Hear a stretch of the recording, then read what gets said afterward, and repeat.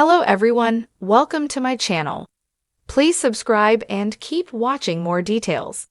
The news broke quietly, almost imperceptibly, into the usual swelling crescendo of daily headlines, faces flashing in living rooms, clickbait banners slipping across tablet screens, and then, abruptly, it landed.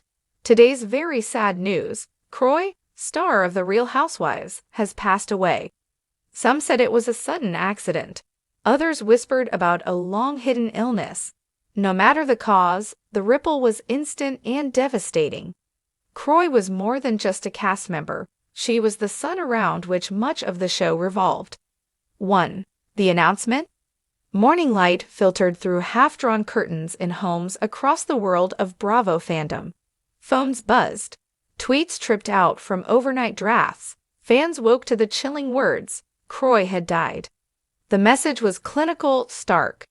It is with profound sorrow we announce the passing of Ariana Kroy.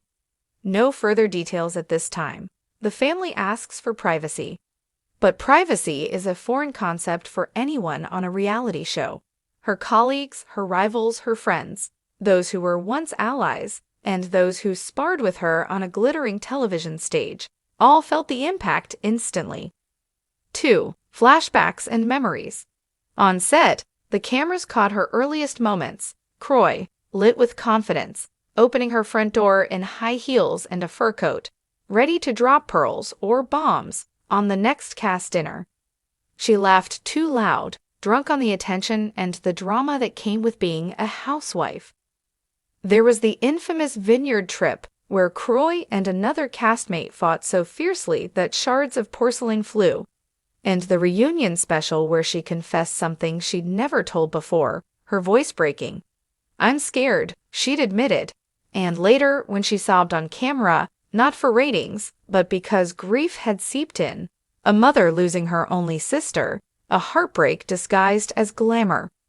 Viewers thought they understood her, but they never knew the battles she fought behind the scenes.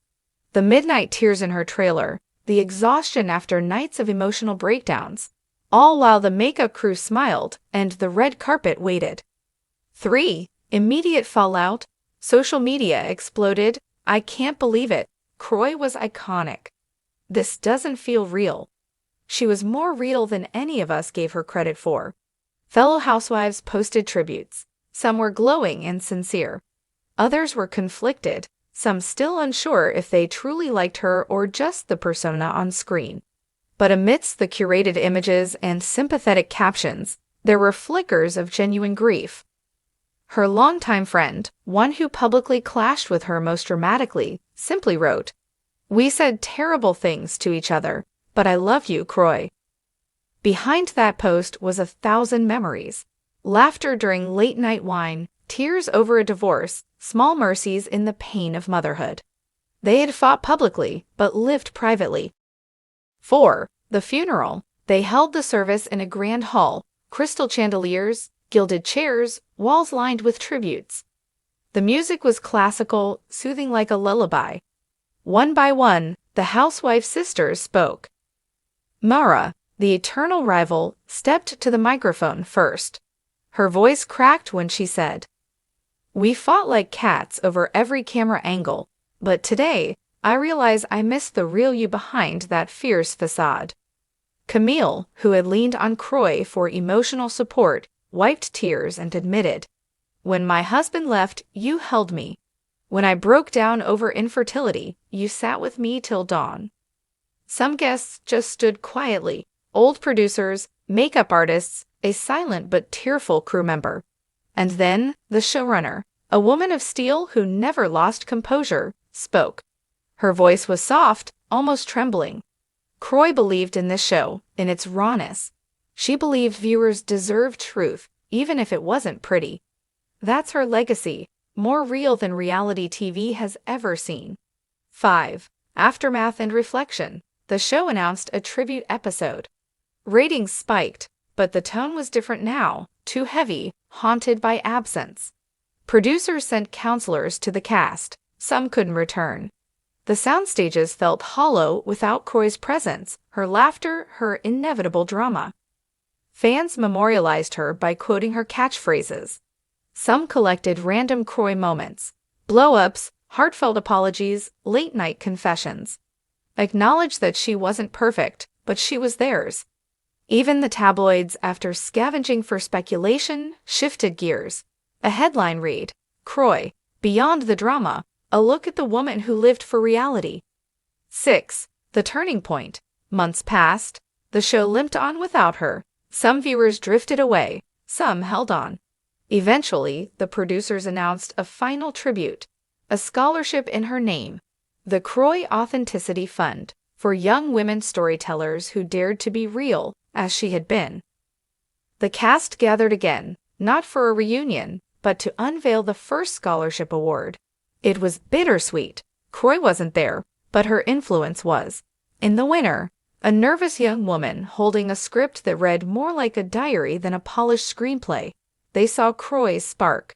7. Legacy. In the end, Kroy became something more than a marketing brand.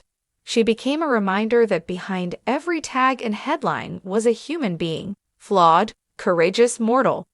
The show changed tone. Producers became conscious of mental health, of the line between entertainment and exploitation. Kroy's absence forced a reckoning. At what cost does reality entertain? And viewers remembered. Those cameras can't capture the full human, but in Kroy's story, the unfiltered grief, the love, the unspoken pain, they found a truth braver than any storyline. Word count note. This version is around 1,050 words. I could expand it toward a true 1,500-word narrative by deepening character portraits, inserting more dialogue, describing subplots like Kroy's relationships with children or lovers, or adding behind-the-scenes show drama if you'd like. Just let me know which direction you'd prefer to explore further. We are heartbroken to announce that Kroy Harper, beloved cast member of The Real Housewives, has passed away unexpectedly. The family requests privacy at this time. The statement was short, clinical, and devastating. For fans who had followed her every move for nearly a decade, it felt like losing someone they knew personally. For her castmates, it was like losing the glue that held the show together, even when that glue sometimes stung like salt in a wound. The Shockwave. Kroy had been the firecracker of the franchise. Sharp-witted, unapologetic, and unafraid to call out hypocrisy, she was a ratings dream. She was also polarizing. Half the audience adored her, the other half couldn't stand her, but everyone watched her. Now those same people sat frozen, reading the news on glowing foam screens. Social media filled instantly with disbelief. Please tell me this is a cruel rumor. She was too young, too bright. Reality TV won't be the same without her. The network posted a black and white still of Kroy from her first season. A champagne glass raised high, her smile wide, her eyes sparkling under chandelier light. Behind the glamour. In public, Kroy seemed untouchable, always perfectly styled, quick with a quip. But friends knew the other side of her, the woman who called them at 2 a.m. in tears, the one who hated how tabloids twisted her words, the one who admitted that some reunion nights left her so drained she couldn't speak for days. She had spoken once, vaguely, about her struggles. On camera, she'd said, "Some of us are just better at pretending we're okay, until we're not." The audience took it as another dramatic line. Now they wondered if it had been a quiet cry for help. The funeral. They gathered a week later in a grand hall decorated with white lilies and crystal candelabras. The pews were filled with housewives from multiple cities, producers, stylists, and crew members who had traveled from far away. Cameras stayed outside. This was one moment the network refused to exploit. Her castmates spoke one by one. Marla, her fiercest on-screen rival, stepped up first. She was trembling. "Kroy and I, we fought. A lot, but off camera, she checked in on me more than anyone else. She never let a grudge stop her from caring."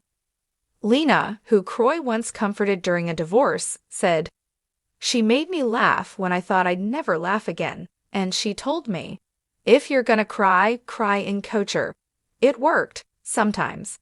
Even the showrunner, normally stoic, wiped tears. Kroy made the show more real than we were ready for. She didn't just give us moments. She gave us her truth. The tribute episode. 2 weeks later, the network aired a special.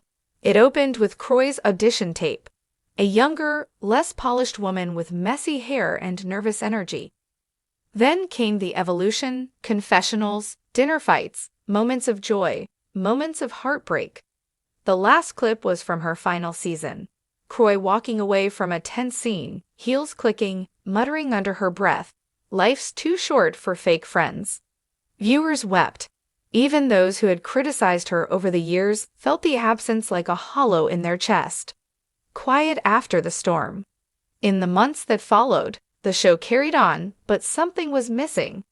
The dinners were less fiery, the vacations less chaotic.